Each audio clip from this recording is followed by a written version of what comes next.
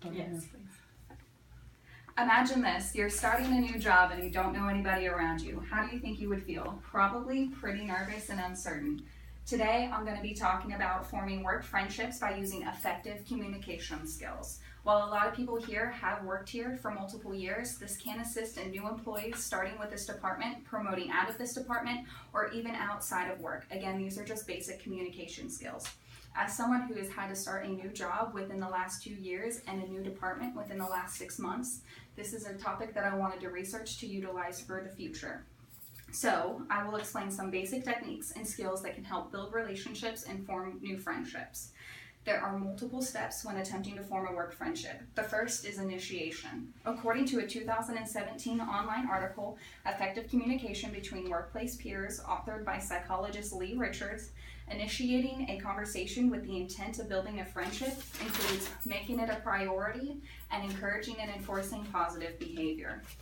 A quote from the article states, "When employees feel discouraged, they find it more difficult to solve problems, make decisions, and enjoy their jobs." Essentially, encouraging those around you not can only assist in forming friendships, but also help improve the work ethic of those around you.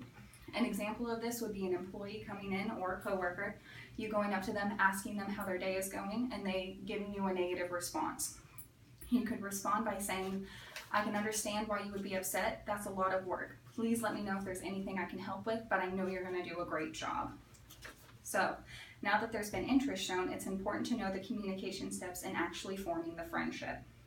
The first level would be considered acquaintanceship, or per dictionary.com, a person one knows slightly but is not a close friend.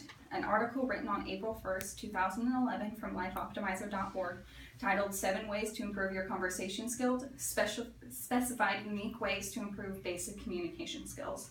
The first is to talk slowly. This ensures that the other person fully comprehends what you're saying and is also a small sign that you're invested in the conversation. The second is to pay attention, especially to details.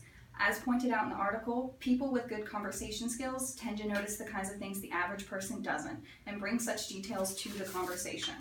This is another way to show that you're fully invested in the conversation. Noticing small details and showing active listening skills all assist in effective communication. Lastly, provide unique compliments and hold eye contact. Again, maintaining eye contact shows the other person that you're invested in the conversation, as well as everybody enjoys being complimented. You're just showing them in a way that you enjoy what makes them different. An example of this would be a coworker telling you about a soccer game they went to the night before. You could respond with, "I remember you telling me that your son plays soccer." Again, showing that you paid attention to details in prior conversations. "I think it's great that you're able to juggle working full-time and going to sports games." Again, this is a unique compliment while also maintaining eye contact and speaking slowly, all come together to form a great conversation. The last step would be actually forming the friendship.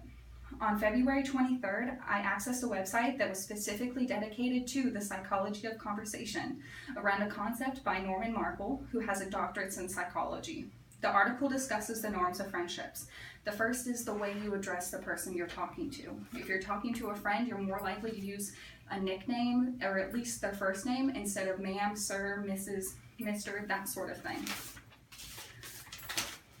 The second would be self-disclosure. This includes venting, sharing secrets. If you're wanting to form a friendship, you have to be open to the idea of being open with the other person and trusting them. Lastly is touch and closeness. Again, if you're talking to a stranger, you're going to feel much less comfortable giving them a hug. You're more likely to, if anything, give them a handshake. An example of this would be going up to someone and saying, "Hey, Matt," and giving them a hug to say hello. Today, I discussed some basic but effective steps and tips in forming friendships with coworkers, with initiation, first conversations as acquaintances, and how to form a friendship. The next time that anyone here begins a new job, has a new person come to work with you, promotes out of the department they're currently in, moves to a new area, or is just looking to make new friends, you now have helpful hints on how to make all of those things just a little bit easier. These things can not only improve the lives of those around you, the work ethic of those around you, your work day, but also your quality of life. Thank you for listening. Yay! We've 30 seconds to spare.